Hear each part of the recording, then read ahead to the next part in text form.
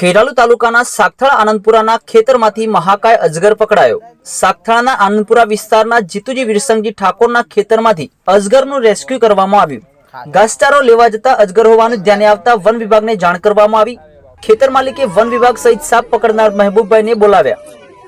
મહેબૂબભાઈ સિંધીએ 7 ફૂટ લાંબા અજગર પકડી વન વિભાગને હવાલે કર્યો। પકડાયેલા અજગરને કોથળામાં ભરીને તારંગાના જંગલોમાં છોડી દેવામાં આવ્યો।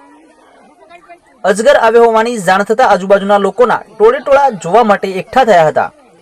વધુ સમાચારોને અપડેટ્સ માટે જોતા રહો online TV news. Suresh Thakor અને ફારૂક મેમણ સાથે યુટ્યુબમાં સબસ્ક્રાઇબ કરો, ફેસબુકમાં ફોલો કરો અને ઇન્સ્ટાગ્રામમાં ફોલો કરવાનું ભૂલશો નહીં।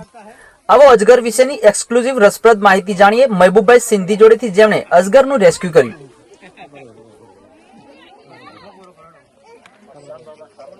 મહેબૂબભાઈ, ઓનલાઈન ટીવી ન્યૂઝમાં આપનું સ્વાગત છે।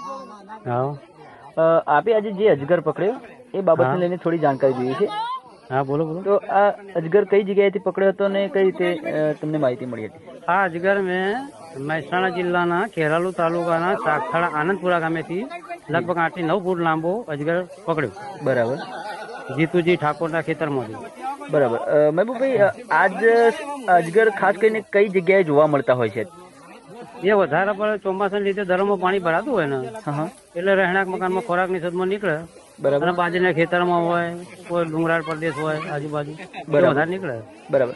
મહેબૂબભાઈ, અજગરમાં કોઈ પ્રજાતિઓ હોય છે કે એક જ પ્રકારનો અજગર હોય છે એમાં? ના, હાલ તો આપણા તાલુકામાં બધામાં તો એક જ પ્રકારના પકડું છું। જેમ મેં 62 અજગરનું રેસ્ક્યુ કરી છે હમણાં સુધી। બરાબર। પણ બધા એક જ ટાઈપના જોયા છે, બંદર માતા બે જ હોય છે। બરાબર। મહેબૂબભાઈ, અજગર ઝેરી હોય છે કે સામાન્ય હોય છે?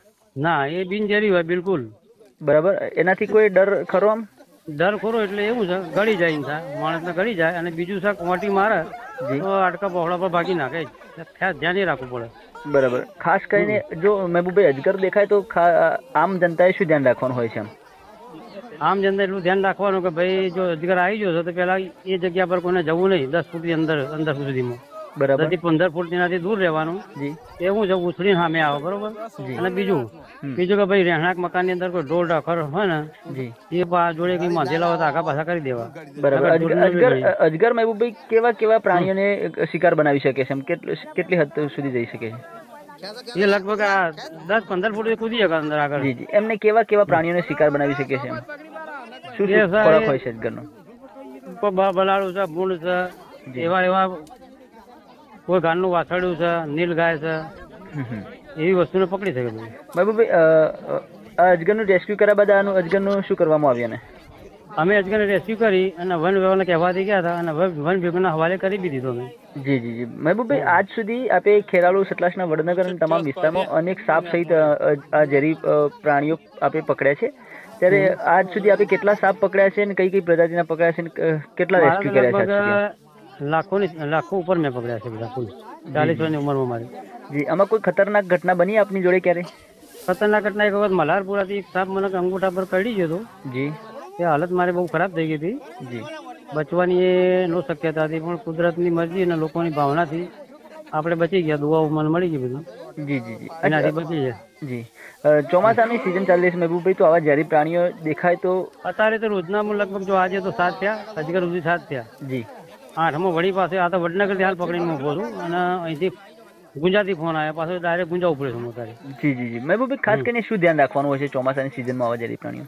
અને જો આવા કોઈ પ્રાણીઓ ઝેરી સાપ છે દેખાય તો પછી કોને જાણ કરવાની હોય છે? પેલા તો હાલ તો લોકો હવે મારો બધું આવી તરફ વાયરલ થયેલું છે એટલે લોકો મને જ પેલા કરે છે, ને કાયદેસર વન વિભાગને કહેવું પડે। જી। બરોબર। પણ વન વિભાગ વાળો તો મને જ મોકલે છે, એટલે હું જઉં છું, એમને કહેવાથી આપણે પેલા ફટાફટ પહોંચી જઈએ। બરાબર। રેસ્ક્યુ કર્યા બાદ આ પ્રાણીઓને છોડી દેવામાં આવે છે? નાગ ને ધામણ સાપ હોય એને બધા જંગલમાં છોડી દેવાના, અને અજગર હોય એ વન વિભાગના હવાલે કરવું પડે।